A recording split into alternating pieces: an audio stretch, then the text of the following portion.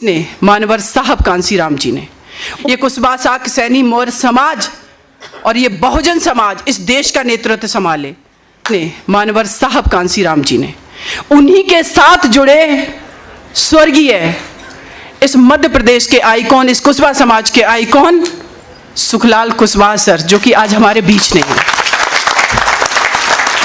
इन्होंने समझा कि जो पार्टियां पहले से सत्ता में आसीन हैं वो हमें विधायक बना देंगी, हमें सांसद बना देंगी, हमें मंत्री बना देंगी, लेकिन हमें लीडरशिप क्वालिटी नहीं देंगी, हमें नेता नहीं बनने देंगी। और नेता वो होता है जो किसी भी पद पर रहे, किसी भी प्रतिष्ठा पर पद पर रहे, अपने समाज की बात करता है मुखर होकर के। ये समस्या है, क्योंकि हम इंडिविजुअल तो विधायक बन गए, हम सांसद बन गए, लेकिन जहाँ समाज की बात आती है वहाँ नहीं उठा पा रहे। आप लोगों को पता है, परसों मोतीलाल कुशवाहा भाई हैं सागर में, आप लोगों को पता होगा मेरे भाई, उनका मेरे पास परसों रात में फ़ोन आया शाम को 7 बजे कि दीदी, हमने एक कृतेश कुशवाहा, जो भाई मेरा जिसकी पुलिस कस्टडी में हत्या कर दी गई, उसके लिए जब चक्का जाम किया तो डीएम ने नोटिस थमा दिया। और उस डीएम के ऊपर प्रेशर किसका है? वहाँ के सागर के एक मंत्री का। मैंने जब डीएम साहब से बात की, तुरंत उन्होंने कहा कि मैम, मेरी कोशिश है कि इनका नुकसान ना हो, लेकिन ऊपर से दबाव है, क्योंकि हमारे लोग ना तो सिस्टम में हैं, और अगर पावर में है वो पावर दिखावे की है। उसके पीछे कारण है कि हम एकजुट नहीं हैं। और एकजुट हम इसलिए नहीं है क्योंकि हमारी कोई आइडियोलॉजी ही नहीं है। कभी हम बात करते हैं बुद्ध की, तो कभी हम बात करते हैं लवकुश की। हो सकता है मेरे भाई बहुत लोगों को खराब लगे, और मैं कहना चाहती हूं, अगर मुझ पर विश्वास है, अगर अपनी बहन को आपने यहां पर बुलाया है, तो इस पर विश्वास रखना। मेरा व्यक्तिगत कोई लालच नहीं है, लेकिन मैं चाहती हूं ये कुशवाहा साक सैनी मौर्य समाज और ये बहुजन समाज इस देश का नेतृत्व संभाले। और ये तभी संभव है जब आप अपनी आइडियोलॉजी के साथ जुड़ेंगे, अपनी आइडियोलॉजी को समझेंगे। मोतीलाल कुशवाहा भाई साहब जो हैं, उनसे जब मेरी कल बात हुई, डीएम के यहाँ से जब वो बुलडोजर पहुँचा, आपको पता है अगर हम यूनाइट होकर के वहाँ पर 2000 की संख्या में भी होते और हम दमखम से पावर में बैठे होते, इनकी हिम्मत थी कि वो उनका जाकर के स्टेज गिरा लेते। बच्चियां रो रही थी, उनकी 2 बेटियां हैं, आकांक्षा और आस्था, कह रही हैं बुआ ये मेरे गार्डन भी उखाड़ देंगे। वो मुझे सीने में वो दर्द है, उस बच्ची की वो बात, उसकी चीख मुझे पता है, जिसमें सिसक रही थी। ये बदला नहीं लेना है, लेकिन ऐसे हमारे समाज के ऊपर अत्याचार ना हो, इसके लिए हम एकजुट होना, ये बहुत ज़रूरी है। और ये एकजुटता बिना शिक्षित हुए, बिना जागरूक हुए, बिना एकजुट हुए और बिना एक दूसरे का सहयोग किए संभव नहीं है। क्योंकि हम शिक्षित तो हो गए, अभी मैंने देखा मेरी कितनी सारी बेटियां आई, बच्चे आए, हमने सम्मानित किया उन बेटियों को, उन बेटों को। मैं एक बात कहना चाहती हूँ, एक और चीज़ अब बहुत आवश्यक हो गई है। बाबा साहब ने कहा था शिक्षित बनो, साक्षर बनो। हम लोग शिक्षित हो गए, हम लोग साक्षर हो गए, लेकिन हमारे पास नौकरियां नहीं हैं। नौकरियां इसलिए नहीं हैं क्योंकि संसाधन सीमित है, उसी में नौकरियां देनी है, संख्या निरंतर बढ़ रही है। तो आपके पास ऑप्शन क्या है? आप जागरूक बनो।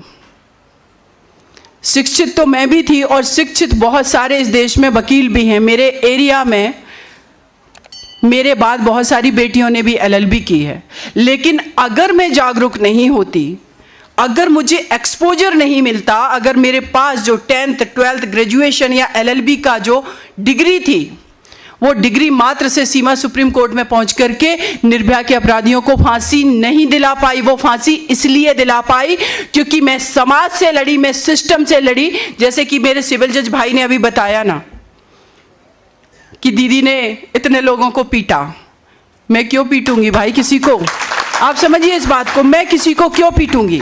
लेकिन जब मैं साइकिल से निकल रही और कोई लड़का अगर कमेंटबाजी कर रहा है तो उतर के एक थप्पड़ लगाया। उसको ये एहसास कराया कि ये बेटी पढ़ने जा रही है, ये गलत नहीं कर रही, ये गलत तुम कर रहे हो। और गलत करने वाला, एक चीज आप याद रखना, चाहे वो पुरुष समाज हो, चाहे वो मठाधीश समाज हो, चाहे सत्ता के किसी भी पद पर बैठा व्यक्ति हो, कोई भी व्यक्ति हो, उससे भिड़ जाना, ये क्रांति अपने अंदर पैदा करना, ये बहुत जरूरी है। और इस बेटी के अंदर वो क्रांति, मेरे गांव में अभी जैसे सिविल जज भाई ने कहा कि मैं डिब्बी से पढ़ता था, कैरोसिन से, मैंने भी कैरोसिन की डिब्बी से ही पढ़ाई की, लेकिन उस डिब्बी में, उस कैरोसिन की ज्योति में मैं ये जान रही थी, मैं समझ रही थी कि एक दिन इस देश की मैं सबसे बड़ी वकील बनूंगी। और मैं नहीं कहती कि मैं सबसे बड़ी वकील हूं, लेकिन हाँ, मैंने वो जरूर कर दिखाया जो इस देश की किसी बेटी ने नहीं किया है, इस फील्ड में, वकालत के फील्ड में। और आगे जहां भी रहूंगी वो काम करूंगी।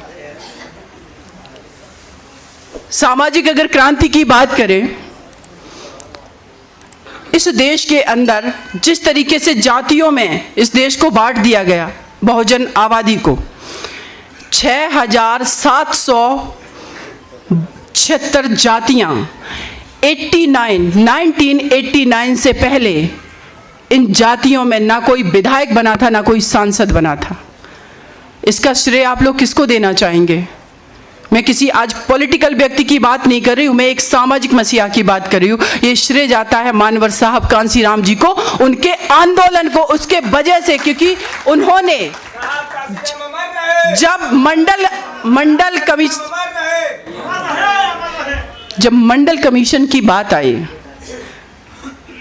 मंडल कमीशन, बीपी मंडल की हम भले ही बात कर लें, बीपी मंडल के जो उनके नाम से बना, बीपी सिंह की बात करें, उनका शासनकाल था, वो प्रधानमंत्री थे। अगर महानवर साहब जी ने वो आंदोलन नहीं किए होते, अगर बाबा साहब ने ओबीसी के लिए आर्टिकल 340 का प्रावधान संविधान में नहीं किया होता, आप ये 27% रिजर्वेशन ले नहीं पाते। वो रिजर्वेशन आपको बाबा साहब के वजह से मिला, वो रिजर्वेशन मानवर साहब के खून पसीने की कमाई से गलियों में घूम करके इस ओबीसी, एससी, एसटी, माइनॉरिटी पूरे समाज को एकजुट कर दिया उन्होंने, तब जाकर के आपके अधिकार की बात हुई। और जैसे ही हम लोग थोड़े से बिखरे, ये बहुजन आबादी थोड़ी सी अलग हुई, जो पॉलिटिकल पार्टियां पहले से सत्ता में बैठी थी, उनको लगा कि इस देश की तो बहुजन आबादी एकजुट हो रही है, मानवर साहब कांसीराम जी ने कर क्या दिया? उन्होंने क्या किया? अपने लोगों को लालच देना शुरू किया। आइए आपको हम डमी मिनिस्टर बनाएंगे। डमी मिनिस्टर का आप ये मंत्री हैं, ये सांसद हैं, लेकिन आपका लेटर पैड उन मुखियाओं के हाथ में रहेगा जो पार्टी चला रहे हैं, और आपको पता भी नहीं रहेगा आपके लेटर हेड पर आपके सिग्नेचर से काम उनके होते हैं, ना कि हमारे। ये इस शासन सत्ता की रियलिटी है। मैं बहुत छोटे से गांव से आती हूँ, लेकिन मेरा संघर्ष, मेरे पिताजी भी मुखिया थे, मेरे पापा भी किसी पॉलिटिकल पार्टी से बिलोंग करते थे, लेकिन ये अपना संघर्ष करते करते मैं बहुत सारी चीज़ों को समझ पाई कि हमारे लोगों के लिए काम क्यों नहीं हो पाता है। उसका कारण ये है क्योंकि हम यूनाइट नहीं हैं। और एक और चीज़ साथ में बात, कि इस देश के अंदर कभी भी किसी भी एक समाज ने कोई राजनीतिक पार्टी नहीं बनाई है। आप सामाजिक रूप से एकत्रित होकर के सामाजिक संगठन चला सकते हैं, लेकिन अगर आपको राजनीतिक भागीदारी सुनिश्चित करनी है, अगर राजनीतिक भागीदारी चाहिए, तो आपको अपने समाज के साथ उस समाज को जोड़ना होगा जो समाज आपके साथ तन मन धन से जुड़ सकता है, जो आपकी आइडियोलॉजी के साथ जुड़ सकता है। और इसीलिए मानवर साहब कांसीराम जी ने जब ये बहुजन समाज पार्टी बनी, तो उसके साथ इस देश का माइनॉरिटी जुड़ा, उनके साथ इस देश का कुशवाहा, सैनी, ओबीसी की हजारों जातियां जुड़ गईं, और उन्होंने वो करके दिखा दिया। आप लोग कभी जाइए, हम बात करते हैं अपने आइकॉन की, महात्मा ज्योतिबा फुले जी की, माता सावित्रीबाई फुले जी की। पूरे भारत की मैं बात कर रही हूँ। अगर सबसे अच्छा स्टैचू कहीं बना है तो आप लोगों को देखना है ना, तो जितने मेरे भाई गए हैं लखनऊ में परिवर्तन चौक के पास, आप अंबेडकर पार्क में चले जाइए, बीचों बीच बहन सुश्री कुमारी मायावती जी ने किसकी मूर्ति बनवाई है? महात्मा ज्योतिबा फुले, सामाजिक क्रांति के दूत की। क्योंकि हमारे हिस्ट्री है, हमारा इतिहास है, हमारे आइकॉन है, लेकिन वो कौन लगा रहा है? जब हमारे आइडियोलॉजी का नेता सत्ता में बैठ रहा है। आप सोचिए, हम आज बात कर रहे हैं कि हमारे बच्चे पढ़ गए लेकिन नौकरियां नहीं हैं। उत्तर प्रदेश में बहुजन समाज पार्टी की पहली बार सरकार बनी, बहन जी ने 64,000 ओबीसी की बैकलॉग की नौकरियां दी। कौन से समाज के लोग भरे गए उसमें?